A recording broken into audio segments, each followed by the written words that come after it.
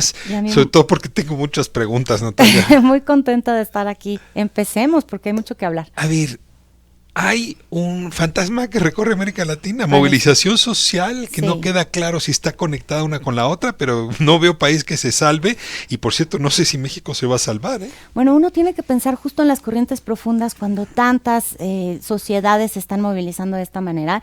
Yo creo que de los casos que hemos visto, hay algunos donde el factor de crisis económica y dificultades de recesión es muy claro.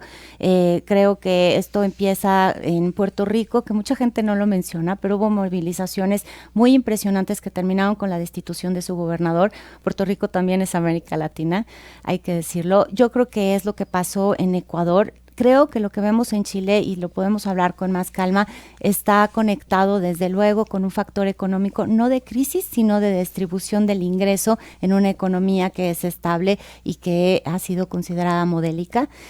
Y esa es, digamos, una de las corrientes, la parte de desestabilización respecto a cómo se distribuye el pastel de la economía. Hay otros dos procesos que vimos en estas semanas que tienen que ver con la crisis constitucional de poderes en Perú y lo que pasa en Bolivia, que es todavía de pronóstico reservado. Tenemos todavía dudas de si vamos a tener una segunda vuelta electoral o no.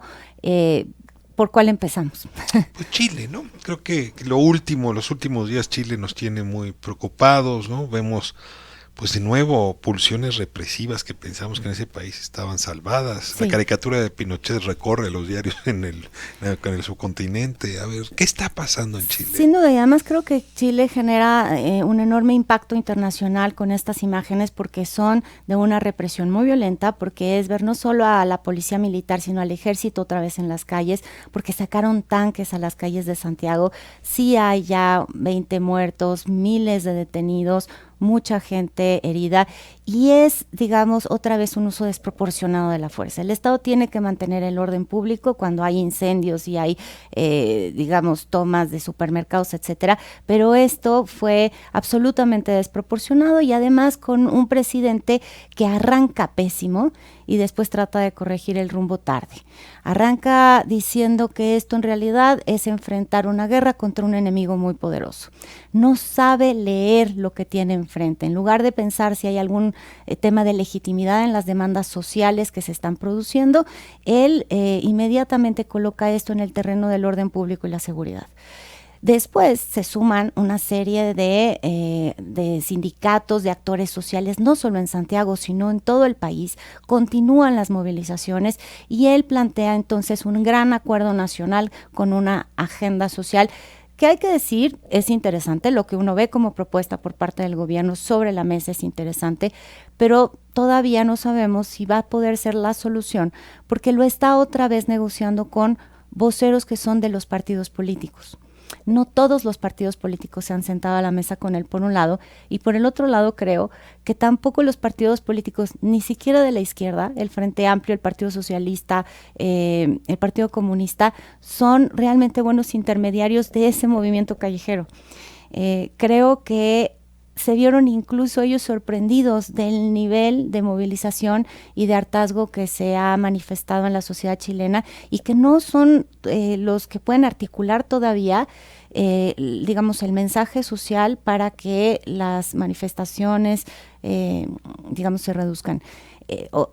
En este minuto se están produciendo demostraciones pacíficas, de repente además ha vuelto la alegría en las manifestaciones y creo que esto no se termina con la propuesta del presidente todavía. Ahora, el tema de la desigualdad en América Latina es quizá pues nuestro principal pecado, yo diría casi siempre de origen. Lo decimos, sí. Y a reserva de poner Perú a un lado, pues en realidad sí ese es el motivo de la disputa política en Argentina, ¿no? Sí está en la discusión boliviana y ecuatoriana, y yo te pregunto y en la chilena, si toca nuestras puertas, o si, dado que hoy tienes un gobierno de izquierda, a diferencia de la mayoría de los países latinoamericanos, hace que en México drene de manera distinta, o hay una esperanza distinta de cómo resolver este conflicto.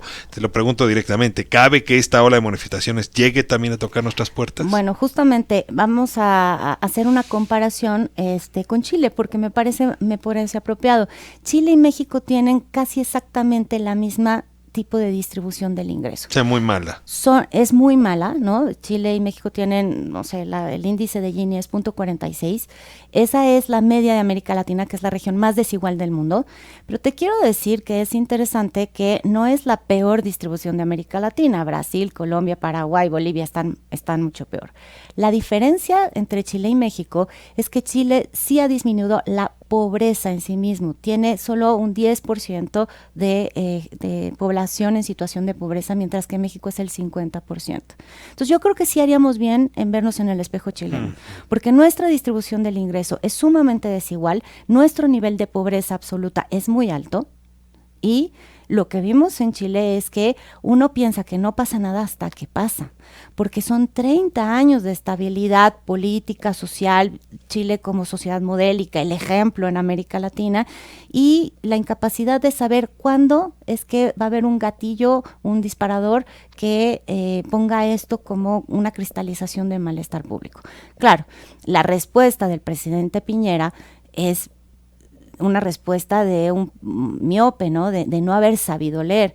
Entonces, cuando el presidente López Obrador hace campaña y tiene el diagnóstico de por el bien de todo, primero los pobres, pues uno diría es un diagnóstico correcto. Está adelantando a los tiempos.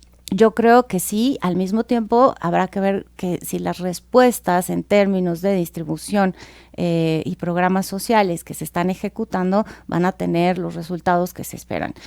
Son dos cosas distintas, pero sí es bueno ver el ejemplo. Ahora, Piñera 2 veces presidente, Bachelet 2 veces presidente, la concertación un largo rato gobernando. O sea, en Chile lo que se ve es una tardanza para renovar liderazgos políticos. Así incluso es. Los liderazgos más jóvenes que jugaron los pingüinitos y algunos otros movimientos no han logrado todavía tomar el poder. No es también un relevo generacional, no es un relevo del tipo de liderazgo que se esperaría en las democracias por venir, lo que está ocurriendo. No solamente un asunto de distribución, para ponerlo en esos términos. Sí, además en una sociedad en la cual los movimientos sociales tienen liderazgos jóvenes muy interesantes, ¿no? Tú recordarás que hubo un movimiento estudiantil muy importante en 2011 en Chile, en donde, digamos, fue estelar el papel de Camila. De Camila, no recuerdo el apellido. Que forma parte del Partido Comunista Chileno. Y yo ahora tampoco recuerdo el apellido, pero sí, es verdad que desde el lugar que ocupan los estudiantes en Chile ha habido una enorme energía política, pero no se ve en las cúpulas partidarias. Los partidos son refractarios a esos nuevos liderazgos. Y ahí sí me permitiría decir que en México no andamos muy lejos. O sea, me hace falta, estamos ayunos de rostros nuevos, digamos, más jóvenes. Tenemos algunos funcionarios, acabamos de tener uno aquí sentado, pero en realidad todavía sí es una generación anterior la que está administrando el poder. Sí, y yo pensaba en el tema de la renovación de liderazgos también en Bolivia. Es decir, el presidente se está tratando de reelegir, ¿no? Por cuarta vez, por tercera vez, y al mismo tiempo el candidato opositor es un miembro de la clase política antigua que ya había sido presidente. No hay un nuevo liderazgo tampoco en esa oposición boliviana. Pasa en todos los países. La semana que entra estarás en Puerto Rico. Así es. A ver si nos llamas desde allá y nos cuentas cómo están las cosas. Esperando que mejore, ¿no? Esperando que esa energía que la sociedad mostró en las calles esté sirviendo para algo. Natalia Saltalamacchia, muchísimas gracias por tu mirada. Nos ayuda siempre tanto Encantada en este espacio. De estar acá. Nos